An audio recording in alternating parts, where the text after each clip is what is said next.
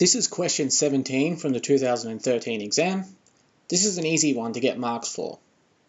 All you have to do is remember what a Nash equilibrium point is. A Nash equilibrium point is a point where neither player can change their move to get themselves in a better position. All we have to do for this question is go through A, B, C, and D in turn, and see if either player can change their move and bring themselves into a better position. If players 1 and 2 both make move 1, that's this spot here. Player 1 has a payoff of 2, player 2 has a payoff of -1. You can see straight away from the picture, you can see straight away from the table that if player 2 makes move 2 instead, they get a payoff of 0, and 0 is greater than -1, which means that player 2 has improved their position. This means that part A is not a Nash equilibrium point. Now let's do the same for part B. Player 1 makes move 1 and player 2 makes move 2. That's this spot here. Player 1 has a payoff of -1, and if they make move 2 instead, they get a payoff of 0. 0 is greater than -1, so that means that player 1 has improved their position.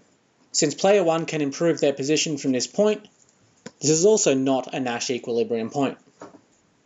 For part C, player 1 makes move 2 and player 2 makes move 1. That's this point here.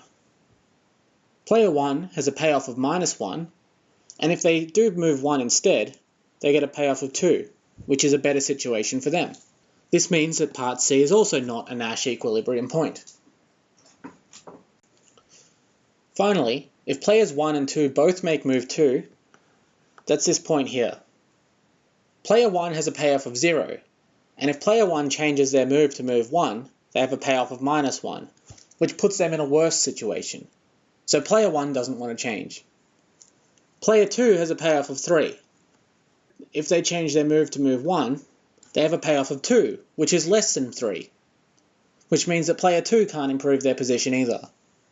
And so, it follows that, when players 1 and 2 both make move 2, that's a Nash equilibrium point. So, we conclude our answer by saying D only. And we're done.